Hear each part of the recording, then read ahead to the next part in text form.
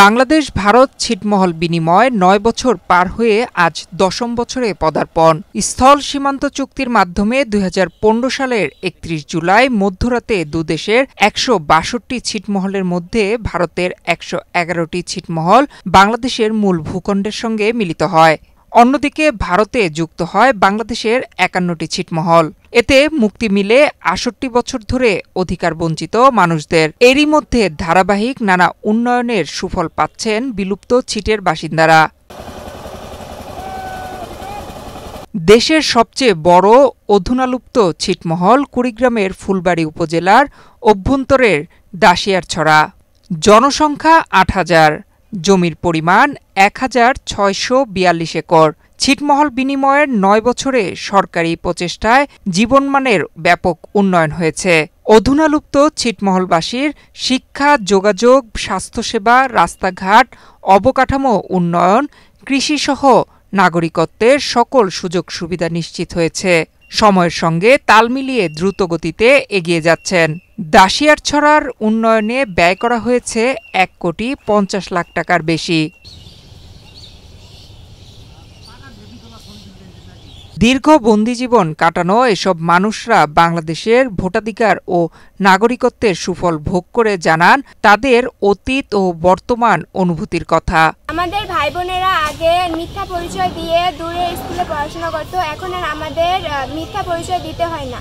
আমরা নিজের এলাকার দাসিয়ারছড়া বালিকা উচ্চ বিদ্যালয়ে পড়াশোনা করি। বাংলাদেশ থাকার পরে এখানকার লোকেরা প্রায় যাযাবরের মতন জীবনযাপন করত। তারা লেখাপড়ার আলো থেকে বঞ্চিত ছিল এবং তারা এমনকি এই দাসিয়ারছড়ার মধ্যে অনেক চোর ডাকাতের খুন খারাপি কাজ চলত। কিন্তু ২০১৫ সালে ছিট বিনিময় হওয়ার ফলে এখানে বিভিন্ন শিক্ষা প্রতিষ্ঠান গড়ে ওঠে। রাস্তাঘাট, আবার স্কুল, শিক্ষা প্রতিষ্ঠান গড়ে ওঠার ফলে এখানকার ছেলেমেয়েরা তারা অবাধে প্রাথমিক বিদ্যালয়, তৎসঙ্গে হাই স্কুল, কলেজ এবং মাদ্রাসায় লেখাপড়া করতেছে। লেখাপড়ার শেষে তারা দেশের বিভিন্ন বিশ্ববিদ্যালয় ও বা বড় বড় কলেজ যে তারা অধ্যয়নরত। ৯ বছরে শিক্ষা, স্বাস্থ্য, কর্মের সুবিধা সহ সবকিছুই পেয়েছে বিলুপ্ত ছিটমহল বাসিন্দারা।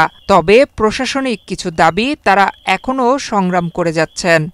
আমার উন্নয়ন অনেক কিছু পাশে দাসিয়ারছড়ার স্কুল, মাঠ, ঘাট, কলেজ সবকিছু পেয়ে গেছি, কিন্তু আমার একটাই দাবি, এই ছিটমহলটা যদি উন্নয়ন করতো আমার এলাকাবাসী সবাই খুশি হতাম। এখানে কোনো শিক্ষা প্রতিষ্ঠান সহ কোনো উন্নয়ন কর্মকাণ্ড ছিল না এবং নাগরিক হিসাবে কোনো ধরনের সুযোগ সুবিধা ছিল না। যে মৌলিক অধিকারগুলো থাকা দরকার কোনো রকমই তাদের ছিল না।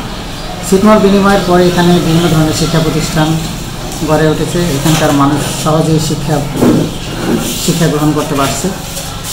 আর বিশেষ করে এখানকার যে জনসমষ্টি আছে তাদের যে মেয়েরা তারা পড়াশোনা করার সুযোগ না পাওয়ার কারণে অল্প বয়সে তাদেরকে বিয়ে দেওয়া হয়েছে। কিন্তু শিক্ষা প্রতিষ্ঠান হওয়ার কারণে গার্জিয়ান সহ যেরকম সচেতন হয়েছে তেমনইভাবে মেয়েরাও এখানে শিক্ষা প্রতিষ্ঠানের সহজেই ঘরের কাছে সেই শিক্ষা গ্রহণ করে তারা জন্য বিভিন্ন জায়গায় ছড়িয়ে পড়ছে।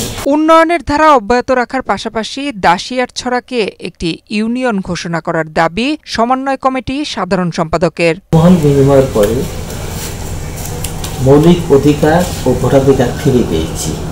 শিক্ষা, স্বাস্থ্য সহ অবকাঠামো উন্নয়ন হয়েছে, জনগণের উন্নয়ন হয়েছে। তবে আমাদের একটি প্রাণের দাবি ছিল দাসিয়ারছড়া স্বতন্ত্র একটি পৃথক ইউনিয়ন। আশা করি সরকার গুরুত্বের সাথে বিবেচনা করে এটি করবে বলে আমাদের বিশ্বাস। বাংলাদেশের অভ্যন্তরে থাকা ১১১টি বিলুপ্ত ছিটমহলের মধ্যে কুড়িগ্রাম জেলায় রয়েছে ১২টি। বাংলাদেশের অভ্যন্তরে থাকা ভারতের ১১১টি ছিটমহলের ৪০,০০০ মানুষ বাংলাদেশের নাগরিকত্ব এবং ভারতের অভ্যন্তরে বাংলাদেশের ৫১টি ছিটমহলের প্রায় ১৬,০০০ মানুষ ভারতীয় নাগরিকত্ব পায়। বাংলাদেশ পায় ১১১টি ছিটমহলের ১৭,২৫৮ একর জমি এবং ভারত পায় ৫১টি ছিটমহলের ৭,১১১ একর জমি। নয়ন বিশ্বাস, বাংলাদেশ প্রতিদিন।